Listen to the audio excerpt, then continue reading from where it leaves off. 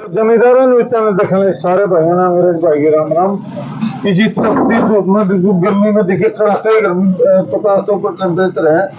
और उस टेम्परेचर में आज किसान आखिर दोबारा इकट्ठे क्यों हुए? हमारे बीच में बिल्कुल क्रांतिकारी साथी किसान नेता विकास जी से हमारे बीच में उसका बात है। नमस्कार विकास जी। नमस्कार। आज जितनी तपती गर्मी में इतना बड़ा टेम्परेचर घर में बड़े होकर रहना और आज किसान बेचारे कट्ठे रहे। आज किसान में कट्ठे कल सीएम भी आना ही जा रहा है।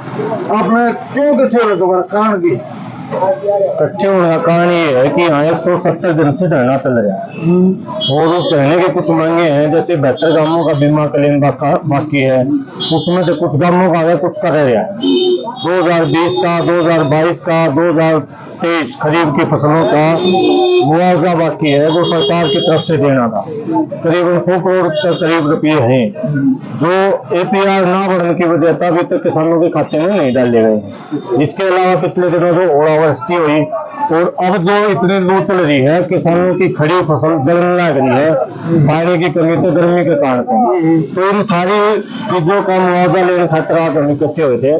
तो इसलिए आज सारे किसान संगठन, सारे किसान नेता यहाँ इकट्ठे हुए हैं और इसीलिए यहाँ मीटिंग हुई थी।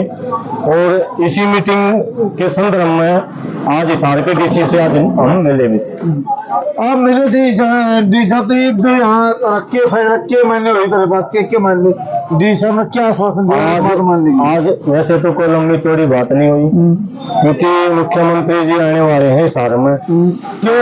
साहब ने हाथ जोड़ के निवेदन कराया सारे किसान संगठन है कि मेरी मजबूरी है, आपकी बातचीत लंबी चौड़ी होनी है, मेरे पास समय नहीं है। तो 2 दिन का समय DC साहब ने मांगा है। 26 तारीख को दोबारा से उन सब मुद्दों को लेकर दोबारा से मीटिंग होगी और लंबी चौड़ी मीटिंग होगी, जिसमें जो DC साहब से अलग दिन महकमे के मुद्दे हैं वो भी अधिकारी उस मीटिंग में बुलाएगा। आपने कभी यह बात हो आपने मिलती है क्या तारीख पे कभी 26 तारीख आपने तारीख दे दी? ये तो देखो ऑनगोइंग प्रोसेस है, कुछ हमने करना पड़ा है, कुछ वह भी करे हैं। हम चाह रहे हैं समाधान, तारीख से 10 होते थे लेकिन समाधान होता है।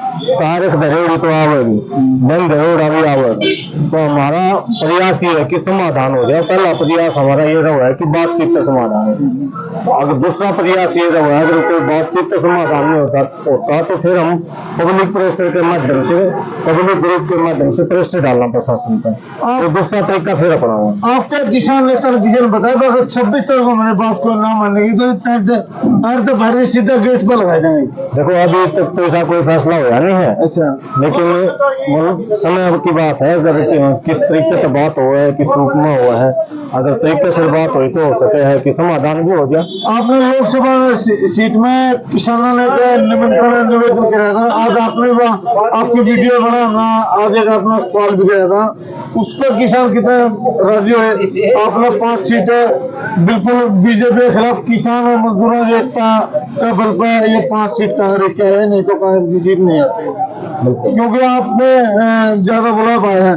विधानसभा में आप ऐसा काम करो, जो आपकी मांगे हैं आपने दूसरी पार्टी पे मांग करे, अगर हमें आपको वोट देना आप हमारे मतलब लागू करवाओगे नहीं करवाओगे? निश्चित तौर पर लोगों के लिए चुनाव था, राजनीतिक पार्टियों के लिए चुनाव था, लेकिन जो आंदोलनकारी थे उनके लिए आंदोलन था। हम पिछले 2 साल से बात करते आ रहे थे बीजेपी के साथियों को कि हमारी मांगों को पूरा करो, वरना हमें मजबूरी वंश वोट की राजनीति में भाग लेना पड़ेगा।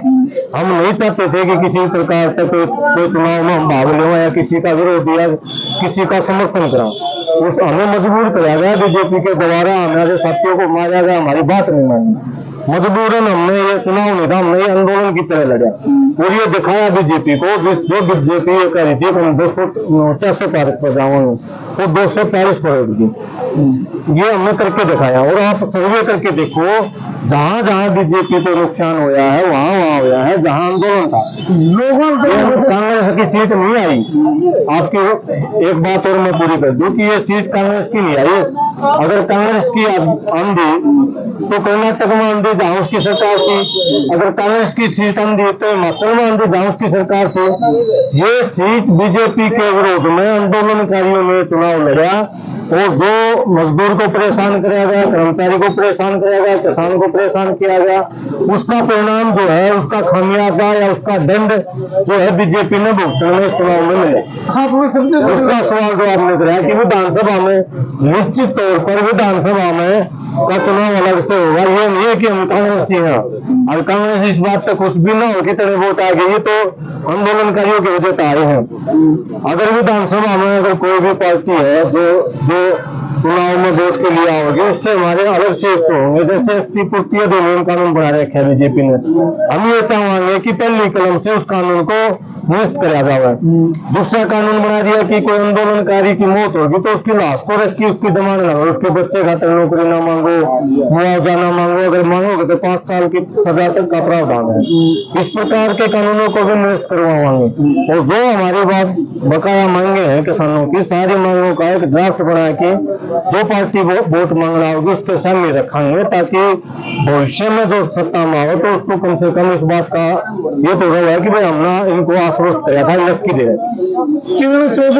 चौधरी आप किसान आंदोलन में बैठे थे, आपका आंदोलन चला और 750 किसान से कितनी आवाज उठाए थे भाई, 650 किसान की मृत्यु होगी, बहुत ऊंची आवाज उठाई थी। और आज वही श्रुति और किरण चौधरी दोनों बीजेपी में सब लोग अब इस पर क्या कहना चाहो, कितना कांग्रेस से कितना बड़ा झटका है? ये तो बीजेपी और कांग्रेस है।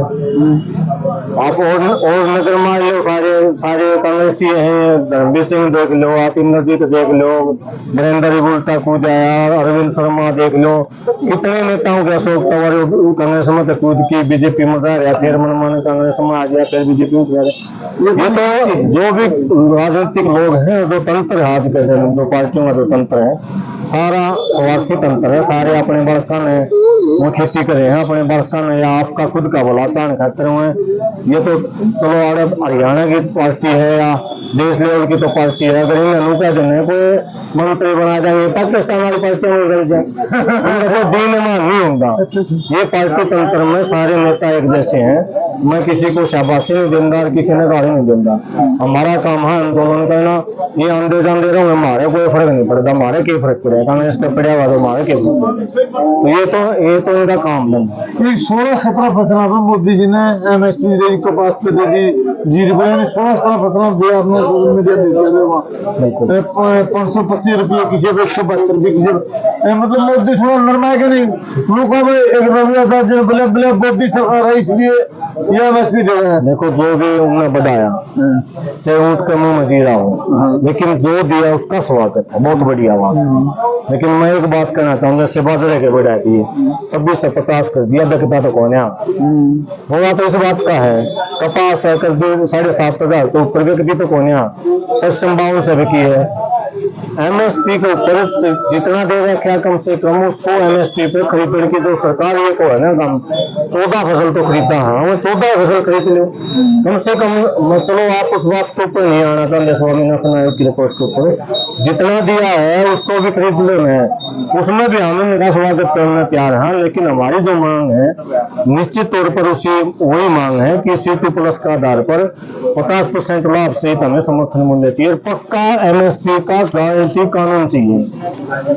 मान लो जो आपके किसान साथी खुद हरियाणा बोल रहे हैं, बैठे भी हैं, उस हरियाणा किसान बैठे हैं, वो किसान कब उठाएगा? आपका आंदोलन का दोबारा होगा दिल्ली में, सुनने में आएगा अब भी किसान दोबारा दिल्ली दसना है। देखो हमारा आंदोलन तो खत्म होता है नहीं, आप तो सारी अनकवर करो, 24 घंटे चल रहा है हमारा तो आंदोलन। 170 दिन तो अड़े हो लिए बैठे तड़के कहीं कि बॉर्डर पे बैठे हुए, लेकिन हो गया तो उड़े आंदोलन चल पड़ेगा। चंडीगढ़ में हमारी बहन का लगा बदतमीजी करी तो हम चंडीगढ़ में आंदोलन कराए। कहने का मतलब कि हम 24 घंटे आंदोलन का मूड मारा हुआ, आंदोलन खत्म होया नहीं है। दिल्ली जाने के बाद एक दिन बता दो आप आंदोलन जिस दिन आके इस दिन खत्म होया है। आंदोलन ये जरूरी नहीं है कि दिल्ली जाके हुआ, आंदोलन गाँव में भी हो सके, गाँव में बैठा भी कोई विरोध करना है सरकार की नीतियों का तो आंदोलन है। और निश्चित तौर पर जब तक किसानों की मांग पूरी नहीं हो जाती वो आंदोलन चल रहेगा, लंबा चलता रहेगा। आपका खरीद वाले विधानसभा के भी 2 महीने बाद इलेक्शन आने हैं, अभी लोकसभा में आपने बहुत बड़ा झटका दिया। विधानसभा में क्या सभी किसानों का यही रवैया रहेगा, बीजेपी के खिलाफ वोट दो, किसी पार्टी का सपोर्ट करते हो, किसी पार्टी का सपोर्ट नहीं करते, बस बीजेपी का विरोध करते हैं? ये बताइए। बीजेपी की जो कैबिनेट की मीटिंग थी ना, उसमें अगर C2+ का आधार पर एमएसपी घोषित करके अगर 5 साल की सजा का प्रावधान बीजेपी कर दे तो रवैया यूं क्यों रहेगा? रवैया चेंज करना हमारा हाथ में नहीं है, रवैया चेंज करना सत्ताधारियों के हाथ में है, जिनकी कलम में ताकत है। 1 मिनट का तीसरे समय में किसान का रवैया चेंज कर सकते हैं। किसान की जितनी मांगे हैं एक बार लिखना पड़ेगा, भाई सारे किसानों को कर्ज मुक्त कर दिया जाए। अगर मेरा 5 लाख रुपए कर्जा है, बीजेपी अगर उस कर्जे में साफ कर दे, मेरे के हाथ कटेंगे, उसका वेतन डाल देंगे। कहने का मतलब क्या है कि है, अगर उनको दूर कर दे तो विधानसभा में ये तस्वीर बदली जा सके है। मैं तो मतलब सकारात्मक सोच रखनी आदमी, लेकिन बशर्ते बीजेपी अपना काम ना आगे न बढ़ावे। अगर नहीं रहेगा तो निश्चित तौर पर बीजेपी के खिलाफ फिर वोट पड़ेगा। अगर ये रवैया रहेगा तो विधानसभा में वो हाल होना है निश्चित तौर पर। इसका तो हमारी जनता से आप क्या कहना चाहोगे? इसे जो आपके जो धरना चल रहा है उसके बारे में क्या कहना चाहोगे? मैं तो ये कहना चाहूंगा भाई, जो भी शहर के गांव है कम से कम 100 करोड़ रुपए तो मुआवजा 2020 का, 22 का, 23 का पड़ा है। अगर अभी 24 की ओलावृष्टि का वो लगते हैं और एक जो नीचा लग रहा है उसका भी मेरा काम लग गया। चलो ये जो शहर में जो लोग बैठे हैं, जो आप आंधे जांधे देखो कि ये कुछ संख्या में बैठे हैं, ये आपको इतना फायदा पहुंचा रहे हैं जो आप सोच भी नहीं सकते। ये 100 करोड़ रुपये जो 2020 के पड़े हैं, अगर ये ना बैठे इन्हें याद करनिया है कोई, इन्हें दीवानिया है कोई? 47 करोड़ रुपये तो आपके वापस जा लिए थे सरकार के खाता में, दोबारा से वापस डीसी ने यहाँ के लोगों ने बैठ के वापस डलवाए हैं। तो मेरा आपसे अनुरोध है कि आंदोलनकारियों का साथ दो, आंधे जांधे सहयोग करो। 26 तारीख में यहाँ बड़ी मीटिंग हो रही है डीसी साहब के साथ भी। 26 तारीख में ज्यादा से ज्यादा संख्या में शहर के लघु सचिवालय के सामने ज्यादा से ज्यादा संख्या में जरूर पहुंचे। ठीक है, बच्चे इनके सब्सक्राइब करें, शेयर करें, लाइक करें। जय हिंद।